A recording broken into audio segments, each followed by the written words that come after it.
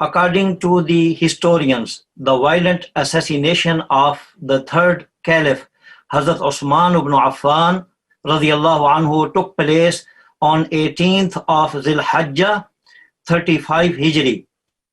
After this tragic incident, Imam Ali karramallahu wajhul kareem was approached by all people of Medina, including Hazrat Talha and Hazrat Zubayr, to offer him the office of the caliphate, owning his merit and dignified position.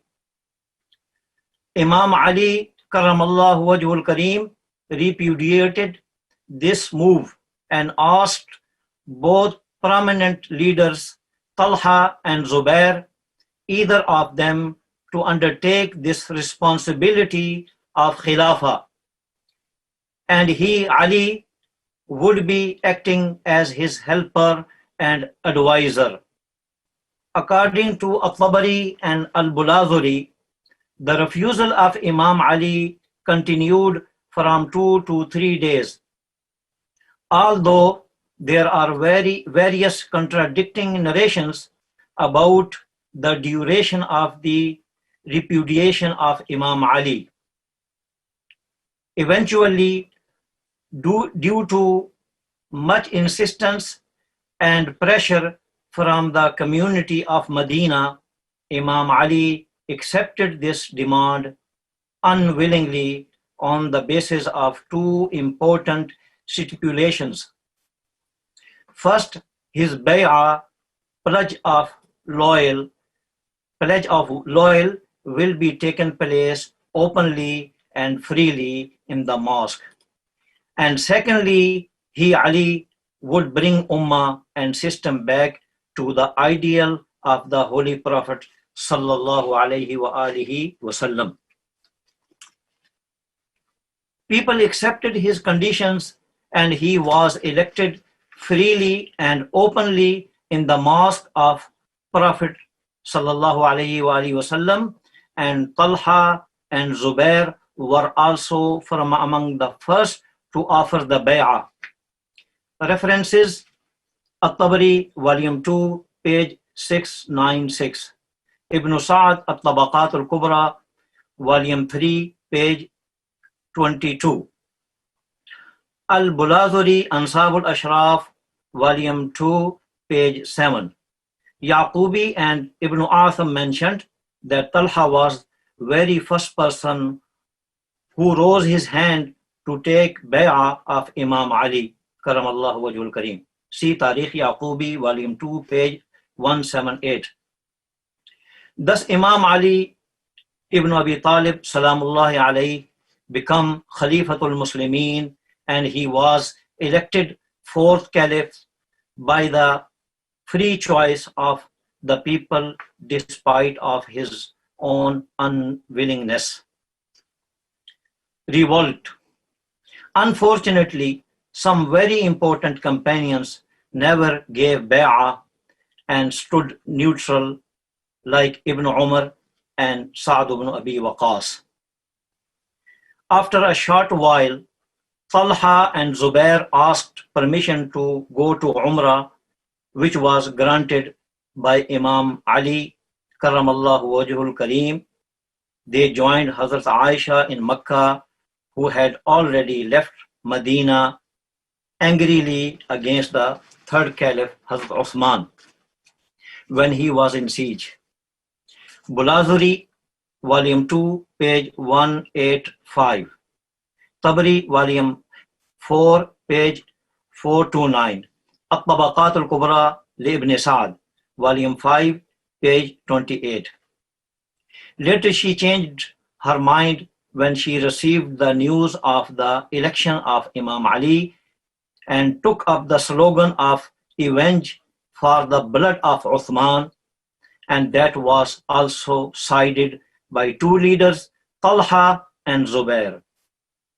See Ansab al-Ashraf, volume 3, page 18. Journey towards Basra. All three leaders, Hazrat Aisha, Hazrat Talha and Hazrat Zubair, left Makkah for Basra to avenge the blood of Uthman as Basra, in their views, was the center of their adherents, and remaining Umayyads also joined them. Basra was at that time administered by the governor of the Caliph Ali Karamallahu Wajhul Kareem, Uthman ibn Hunayf, Uthman, son of Hunayf. The horrendous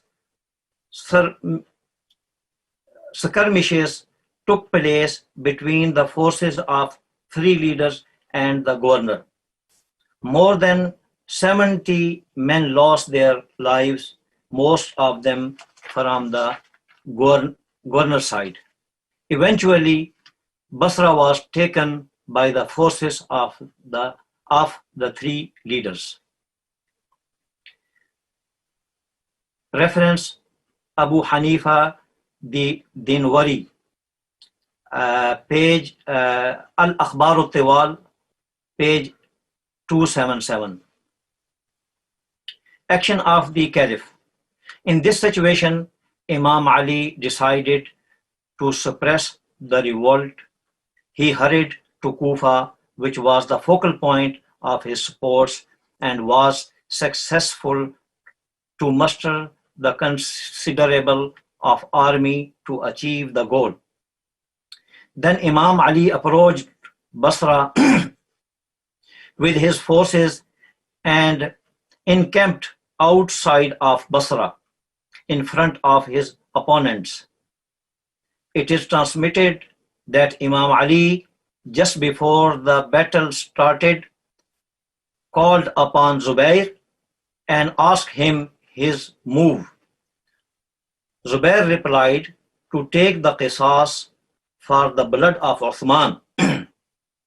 Imam Ali reminded him the words of the Holy Prophet, peace be upon him and his family, that one day Zubayr would fight against Ali unjustly.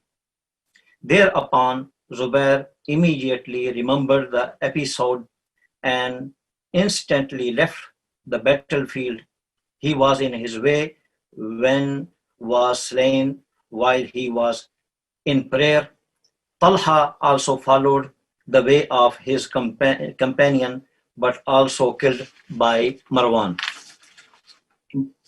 by the arrow of Marwan.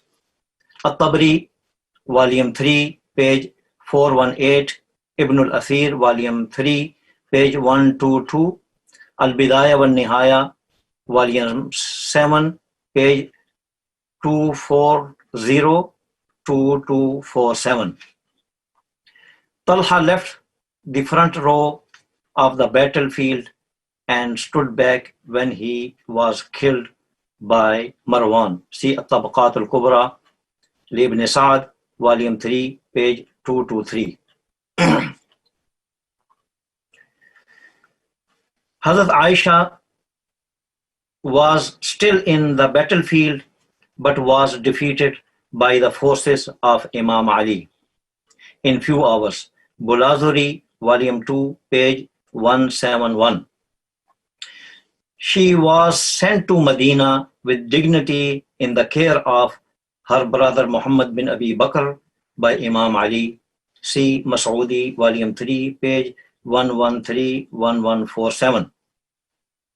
It has been narrated that Hazrat Aisha had always regretted for her act during her remaining life, wept abundantly, realizing her error, and advised her nephew Abdullah ibn Zubayr that she should not to be buried beside the Holy Prophet for the reason that she had committed something not consent with the advice of the Holy Prophet sallallahu alaihi wasallam.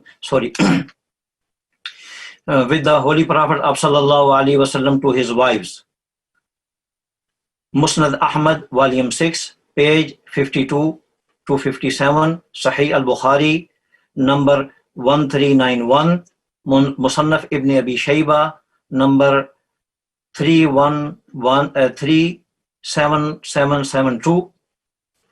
Here Aisha says, قالت عائشة وكانت تحدث نفسها أن تدفن في بيتها مع رسول الله صلى الله عليه وسلم وأبي بكر. فقالت إني أحدثت حدثا بعد رسول الله صلى الله عليه وسلم أدفنوني مع أزواجه فدفنت في البقيع. Aisha radiallahu anha says that her strong feelings were to be buried in her house with Prophet and with Abu Bakr. She said, as I had committed something after the departure of Prophet sallallahu alaihi wasallam from this world, so bury me with the wives of Prophet sallallahu alaihi wasallam.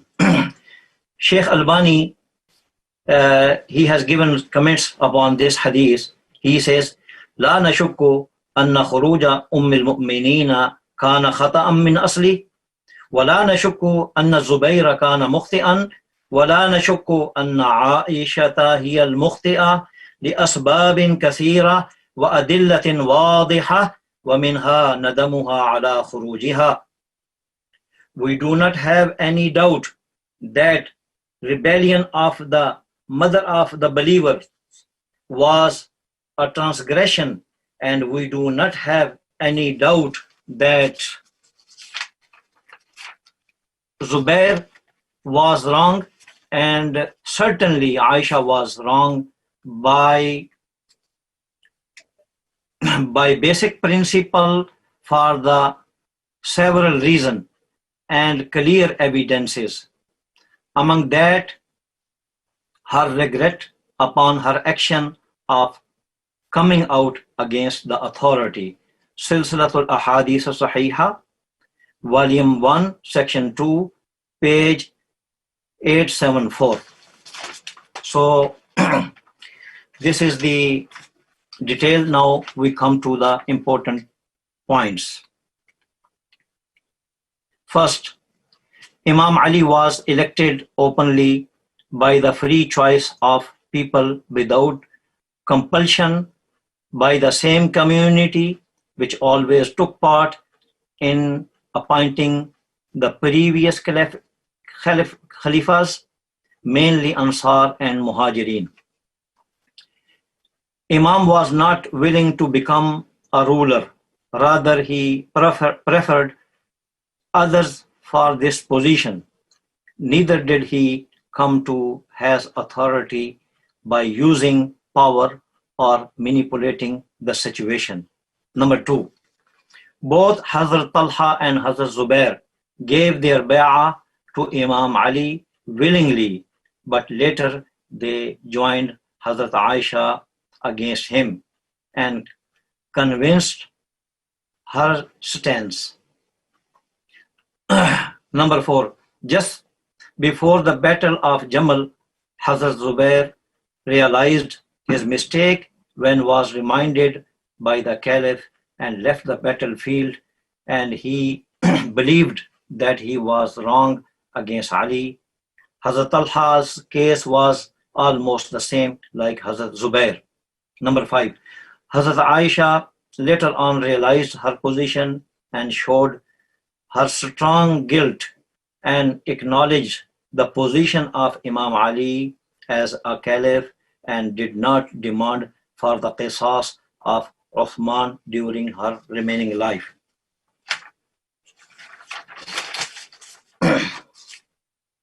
Number 6, in the light of the preceding points, it has been clear that Imam Ali was a rightful caliph and ruler and also was a Khalifatul Rashid according to the anonymous stance of the madhab of Ahlul Sunnah, and position of all those who stood against him for the sake of qisas is not tenable Islamically, especially when we turn to the Holy Quran, Surah An-Nisa, verse number 59, where believers have been commanded to obey their ulil amr, the ruling authority. Ya ayyuhalladhina amanu ati'u Allah wa ati'u rasula wa ulil amri minkum.